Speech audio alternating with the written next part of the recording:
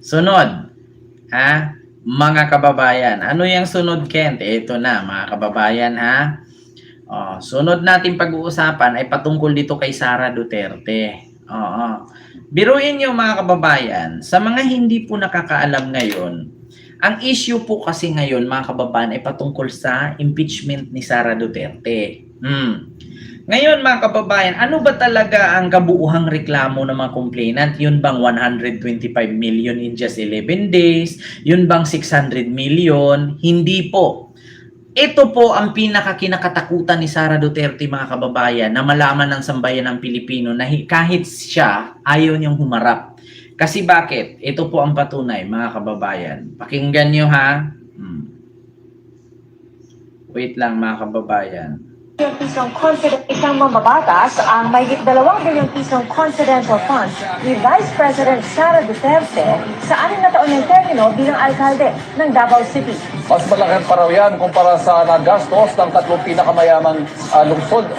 Isang mambabatas ang mahigit 2 bilyong pisong confidential funds ni Vice President Sara Duterte sa 6 na taon ng termino bilang alkalde ng Davao City. Biruin nyo, bilang alkalde ng Davao City, 2 bilyon ang kanyang confidential fund. Ang tanong ngayon, yan po ang hinihingi ng taong bayan at ng mga complainant.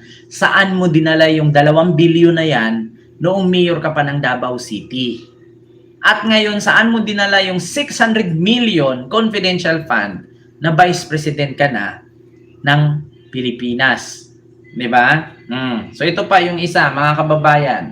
Pakinggan nyo, ha. Ito, confidential fund. Wala yatang sound. Wait lang. Asan na ba yung sound nito? Ito, mga kababayan, ha. This is slide. Now I wish to share this slide showing the LGUs which have the huge or the biggest number of confidential fund. This is representing year 2022. Davao City has 460 million. Cebu City has 7.38 million. The City of Manila has 120 million. Makati City has 240 million. And Quezon City has 75 million. This is the history of confidential fund of Davao City. Diba? Biruin yung mga kababayan. Ito, ipakita ko sa inyo, mga kababayan, ha. 2016. Ito. Ayan po ang confidential fund ni Sara mula 2016, mga kababayan, hanggang 2022. 2016 hanggang 2022 pa lang yan, mga kababayan. Yan ang isa sa mga tinanong sa Congress ngayon, dyan sa hearing sa kanyang impeachment na hindi yan masagot. Mula 2016, ito na lista. Noong 2016, mayor siya, meron siyang 144 million confidential fund. 2017, mayor pa rin siya, meron siyang 294 million confidential fund.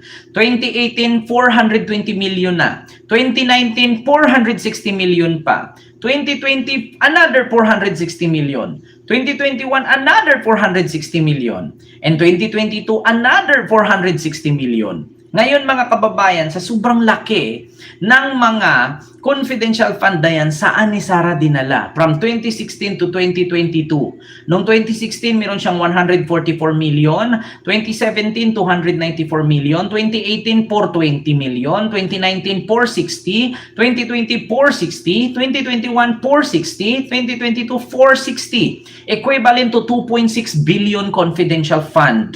Ang tanong, mga kababayan, saan ni Sara ginamit yan? Saan niya dinala? Kanino niya inabot? 2.6 billion yan from 2016 to 2022. Under Sara Duterte, Davao City biggest spender of confidential fund among all LGUs, entire Philippines. Biruin nyo yan, billion-billion yung confidential fund mo.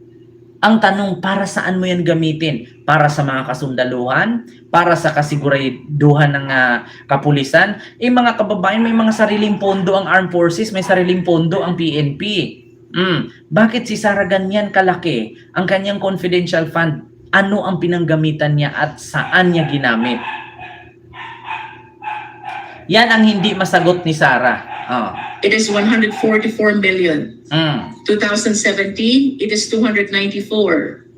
2018 is 420. 2019, it is 460. Oo. 2019 up to 2022, it is 460 billion. I just wish to state for the record that during this time, 2018 to 2022, the mayor of Davao City, I believe, is no less than the vice president.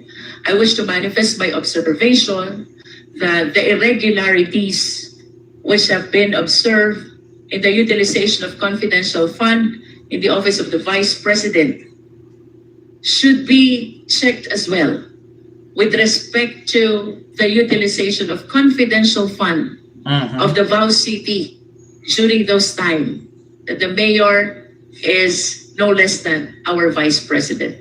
Hala. Colicky thanks to healthy Yan, gut, yan boost ang digestive sinasabi ko system mga with good kababayan. and skin immunity, so no Talagang kakalkalin yan mga colicky kababayan. thanks to healthy gut. Isang Talagang- mambabatas ang Talagang malalaman yan. Kasi bakit? Dito pa nga lang mga kababayan, sa 2016 to 2022, meron na siyang 2.6 billion.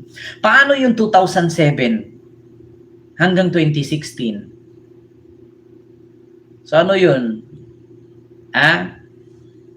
Nagamit ni Sara mula 2007 hanggang 2016. Kasi ang kinount kasi dito mga kababayan ay 2016 lang hanggang 2022 na umabot ng 2.6 billion ang kanyang confidential fund. E paano yung mula 2007 hanggang 2016? Ilan na ang perang naipasok sa kanya? Galing sa pogo, sa droga at sa mga illegal na gawain. Patay ka diha, mga kababayan.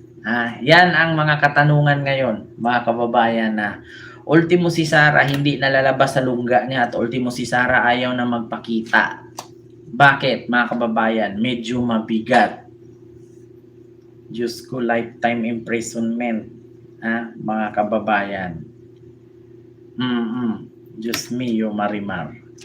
So yun lang mga kababayan, no? Actually 10:30 na po ng gabi at ako po'y mag-end na kasi sumobra na po, no? Mga kababayan, syempre may mga nanonood tayo diyan ng mga may edad, no? Alam niyo na pa naman pag may edad, ultimo apak ng ipis, nagigising, naririnig.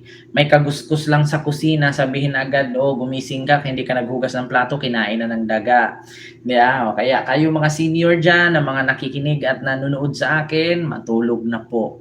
No? Kasi alam niyo naman, dyan lang bumabawi ng lakas. No?